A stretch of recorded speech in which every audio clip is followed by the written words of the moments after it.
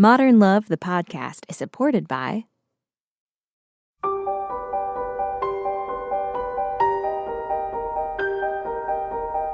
From the New York Times and WBUR Boston, this is Modern Love. Stories of love, loss, and redemption. I'm your host, Meghna Chakrabarty.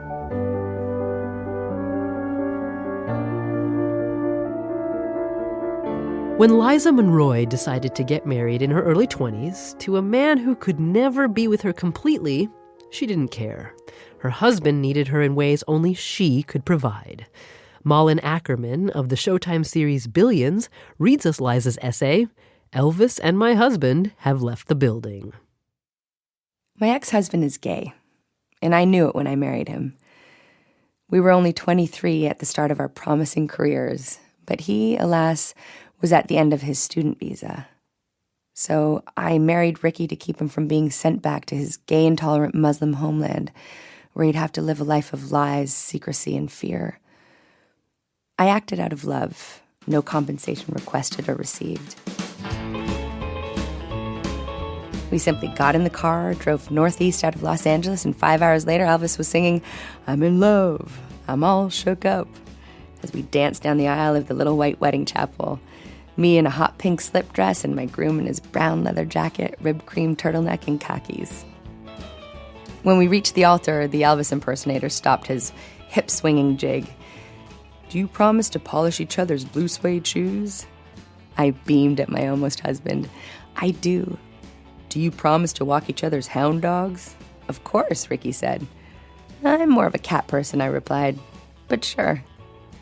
It was over in 5 minutes, but nobody could say our love wasn't genuine. It might have been more genuine, of course, if Ricky had been standing next to the preferred love of his life, a man. But a man wouldn't have been able to help him the way his best girlfriend could.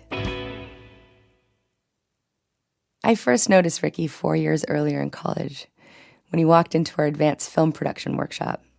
He was hard not to notice with his wild black hair and coffee-colored cashmere turtleneck that matched his eyes. Our friendship was born over donuts and coffee at 5 a.m., freezing on a Boston street corner as we prepared to shoot our first exterior. After graduation, we moved to Los Angeles and rented a place together in West Hollywood, the land of shirtless men. Ricky got an internship on a studio lot while I freelanced in the art department of a company doing hip-hop videos.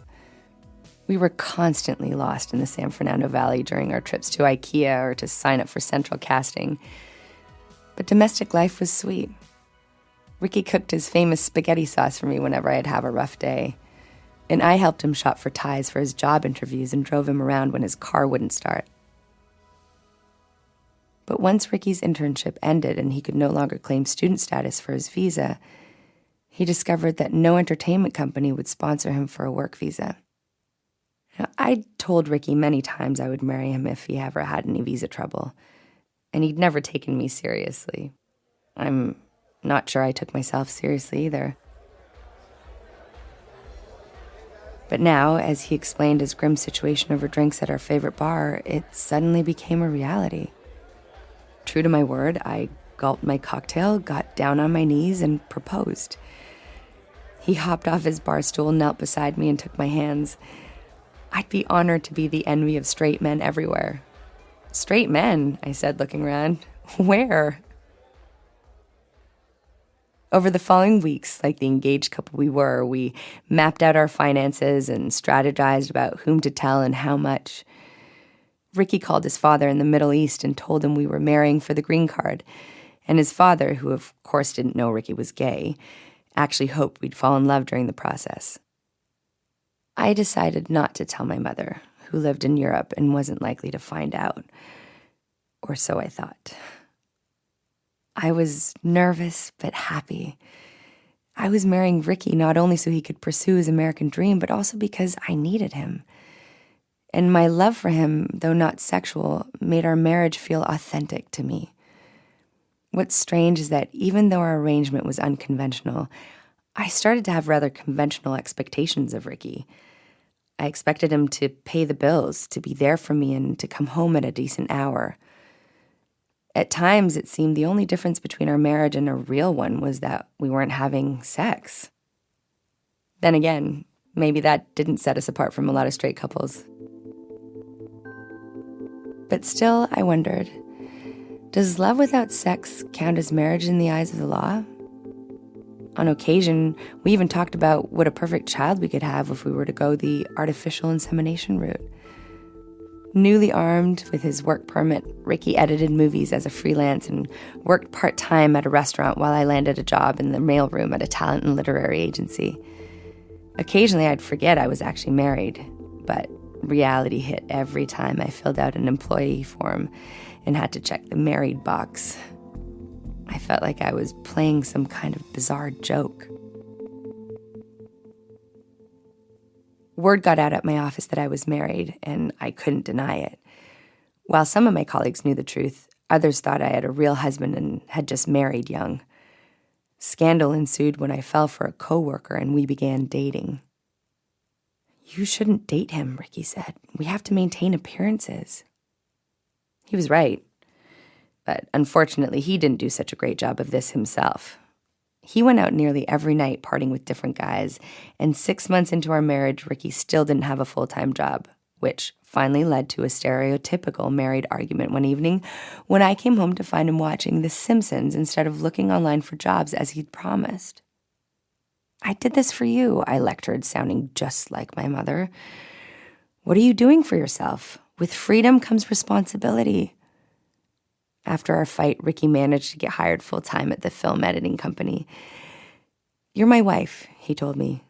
"I need to make you happy." And things were better until one weekend when I was color coordinating my wardrobe and Ricky knocked lightly at my door. "Which should go first after the whites?" I asked him. "Sweetie, I have to tell you something, and I don't know how you're going to react." "When have you ever not known how I'll react? You know me better than I do." "This is different. The other day I went to get tested, just a routine thing." I went numb. "Tested?" He came over and hugged me. I was in that examination room for 45 minutes, and when I came out, my friend Jeffrey was already crying. He knew they don't keep you in there unless something's wrong. He held my shoulders and looked at me. "You're not going to ask for a divorce?" I can't believe you'd think that. But I wondered, what would this mean for us? And what would it mean for his chances at the green card? Before we could sort it all out, Ricky got a stunning email message. He'd won the green card lottery, a government visa program with fewer requirements. I couldn't believe the paradox. After all we'd done, our marriage, our secrecy, our sacrifices, his green card in the end had more to do with luck. It had nothing to do with me. We were free to divorce immediately, but we didn't. Instead, we moved to Manhattan. We were used to our situation, and we dreaded starting up another round of paperwork, lawyers and bureaucrats. Besides, being married had its advantages, especially when it came to getting an apartment in New York. The broker treated us like serious candidates instead of the low-income people in our 20s we were, and we snagged a charming 2-bedroom in a great neighborhood. In our new life, Ricky and I went every morning before work to a nearby cafe for Mexican coffee and fresh fruit. The one time I went for coffee without him, the cashier asked me where my boyfriend was. "He's not my boyfriend," I said. "He's gay." "Oh, thank God you know," she exclaimed. Here I was thinking, that poor girl, her boyfriend's gay and she doesn't even know it. I knew it all right. I also knew things were changing between Ricky and me. I'd run into an old boyfriend and we'd started seeing each other. And Ricky had also started dating someone new. Still, we didn't divorce. A new boyfriend was one thing. A Manhattan co-op board was quite another. My mother and I had decided to buy an apartment together. She was still in Europe but wanted a place of her own when she visited New York, and I was ready to live on my own. We found a place and got all the way to the interview with the board members before it occurred to me that Ricky's name was all over my tax returns. If my mother found out about the marriage during the conference call with the board and threw a fit, we'd lose the apartment. I had to tell her. But first, I called Ricky. The co-op board will need to know you don't have any rights to the property. We need to file for divorce. I paused. I'm sorry it has to end this way. It's okay, he said. It had to happen sometime. The very next day, Ricky took care of the paperwork. He said he was the only one in line at divorce court happily humming along to his iPhone. The reason I filed, according to the report he completed on our behalf, was neglect. Legalese for his lack of performance in bed. The conversation with my mother was not as cheery. You got married? She yelled. To Ricky? Don't worry, I said. We're divorced now. Oh, you'd better be divorced. I swallowed. Just so you know, it was my idea to get married. For his green card? I thought for a moment, then told her the truth. Mom, I married him because I wanted to. Now, almost 2 years later, Ricky has good doctors and is healthy and thriving. I'm married again to the old boyfriend I ran into. He isn't an American either, but he's straight, and he's already established in his career. It is the most conventional of all marriages, complete with actual sex and plans for babies down the line. The only unconventional thing I do anymore is go out with my ex-husband for shopping and pedicures. How many divorcees can say that?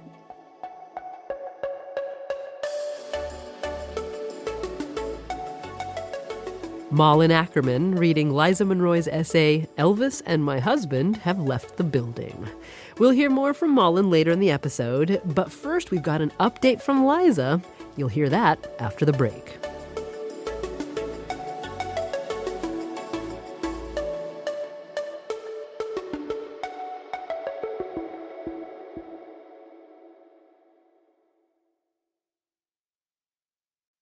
We're back. It's Modern Love, the podcast. I'm Meghna Chakrabarti. We caught up with Liza Monroy not too long ago, and much has happened since she penned this essay in 2005. Turns out she divorced her second husband, the one she mentions at the end of the essay. He wasn't a U.S. citizen either, and before they finalized their divorce, he had one last request. He asked me if I would do him one favor and stay married to him until his green card was official. So I call that the real marriage that turned fake. But Liza says, third time's a charm. She married her now husband in 2013, and guess who walked her down the aisle?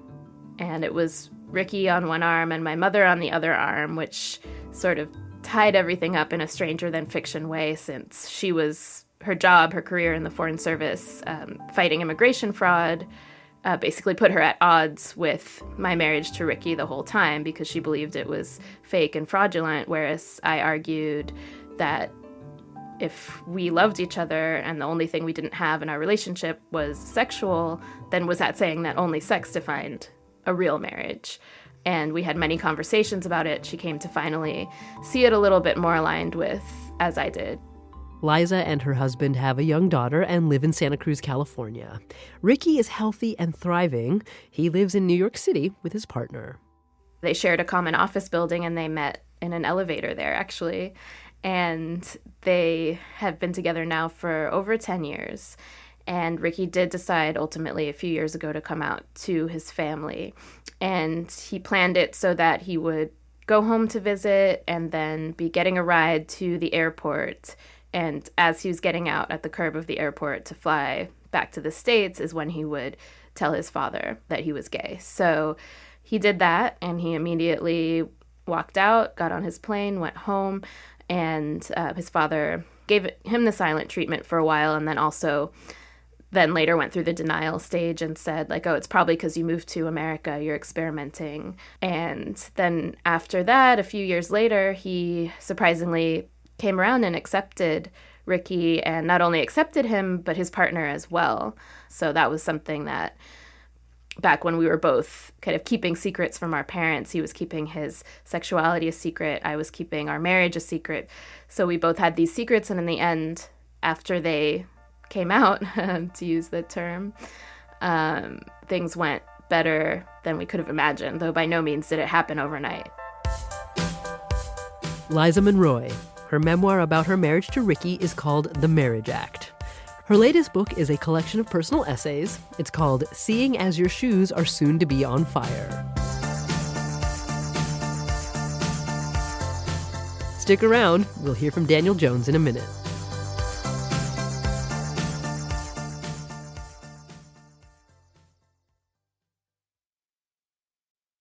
Welcome back. Daniel Jones, editor of Modern Love for The New York Times, says this piece has stayed with him. I'm always fascinated by stories where something that begins as an unconventional relationship, pretty soon takes on all the trappings of a conventional relationship. And, this is a strange, out-of-the-box marriage.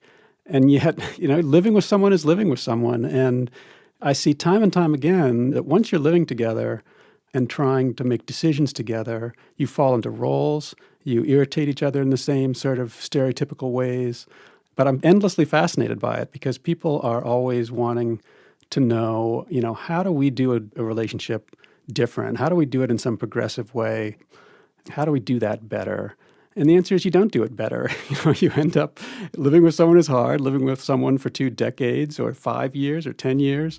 It's hard, and you can try, but chances are you will fall into roles so that maybe you resent and maybe you feel embarrassed by. But in this case, affection often wins the day anyway. And it's ultimately just a very sweet story in that way.